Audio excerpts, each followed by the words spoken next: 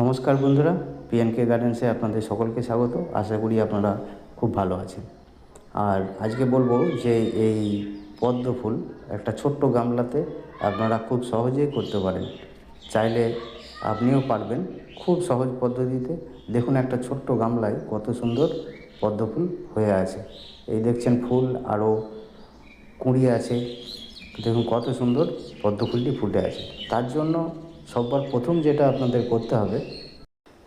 প্রথম যেটা করণীয় সেটা হলো যে এই গাছের চারাটাকে ঠিকঠাক নির্ণয় করতে হবে। হাইব্রিড ভ্যারাইটির যে কোনো নার্সারি থেকে আপনাকে এই পদ্মের চারা সংগ্রহ করতে হবে। তারপর আপনি ছোট গামলাতে বা পটে লাগাতে পারবেন। কিন্তু আপনি যদি বীজ থেকে বা দেশি কোনো জাতীয় পদ্মকে আপনার ছোট গামলায় লাগান, তো সেখানে ফুল পাওয়া কিন্তু একটু অসুবিধা হয়ে যাবে। আরেকটা সমস্যা যেটা বারবার হয় সেটা হলো যে এই গামলাতে দেখবেন যে প্রচুর শ্যাওলা হয়ে যায়। তো সেক্ষেত্রে আপনারা কি করবেন, এই শ্যাওলা দূর করার জন্য যে যখন জল দেবেন একটু বেশি করে জল দিয়ে দেবেন, যাতে জলটা উপচে নিচের দিকে পড়ে যায়। তাহলেই কিন্তু আপনার এই পদ্মের গামলাতে আর কোনো রকম শ্যাওলা জন্মাবে না। দ্বিতীয়ত কি করতে হবে, যে পদ্মের মাটি যখন তৈরি করতে হবে সবচেয়ে ভালো হয় পাঁক না পেলে ভার্মিকম্পোস্ট, মাটি এবং আপনার গোবর সার এইসব দিয়ে কিছুদিন একটু জল দিয়ে ভিজিয়ে রাখবেন। তারপর ওতে গাছের চারা প্রতিস্থাপন করবেন, তাহলেই দেখবেন একদম সুন্দর থাকবে। আর আরও একটি সমস্যা থাকে যে দেখবেন এই পদ্ম গাছের পাতাগুলো কুঁকড়ে যাচ্ছে। এইগুলো কেন হচ্ছে সেটা আপনাকে একটু খেয়াল রাখতে হবে। এগুলো সাধারণত হয় আপনার লেদা পোকার কারণে। এই লেদা পোকা মারার জন্যে আপনাকে কোনো একটা পেস্টিসাইড নিতে হবে, যেমন প্রোফেক্স সুপার বা আরও অনেক আছে, দোকানে বললেই তারা দিয়ে দেবে লেদা পোকা মারার জন্য। সেটাকে কোনো স্টিকার বা আঠা দিয়ে তবেই এই পদ্ম গাছে স্প্রে করবেন, তাছাড়া কিন্তু এই পদ্ম পাতার মধ্যে এটা থাকবে না।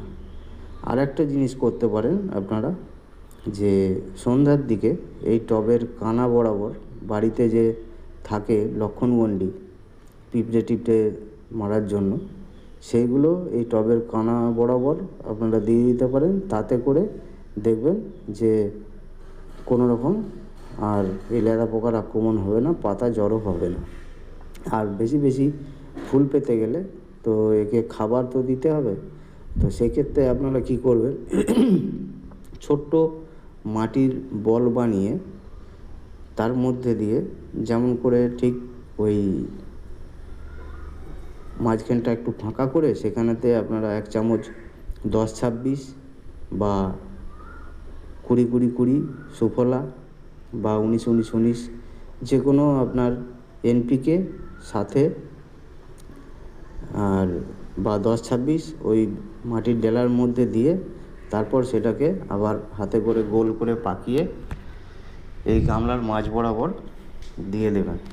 তাতে করে দেখবেন যে কিছুদিন পর আপনার সুন্দর গাছে ফুল ফোটা শুরু হয়েছে। শুধুমাত্র একটা জিনিস খেয়াল রাখতে হবে, আপনারা কিন্তু কোনোভাবেই দেশি পদ্ম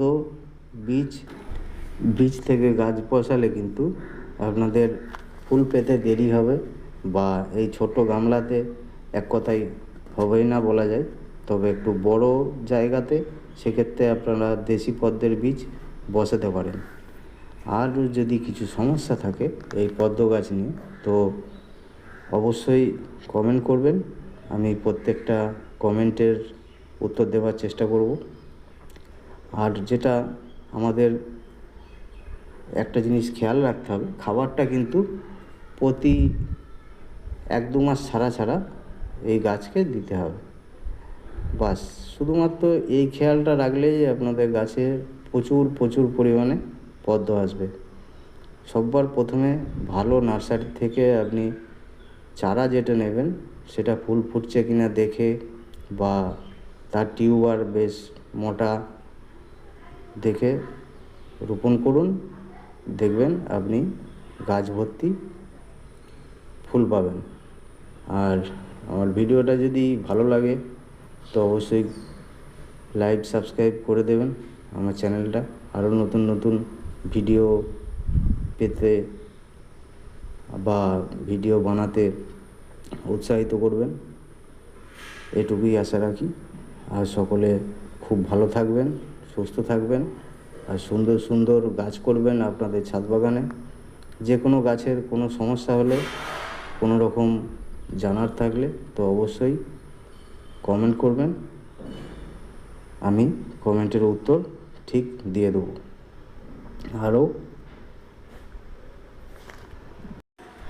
আবারও আপনারা সবাই ভালো থাকুন আর সুন্দর সুন্দর গাছ করুন। আর যদি কিছু প্রয়োজন মনে হয় বা ভিডিও দেখে যদি কিছু জানতে ইচ্ছে করে অবশ্যই করে কমেন্ট করবেন, আমি সব কমেন্টের উত্তর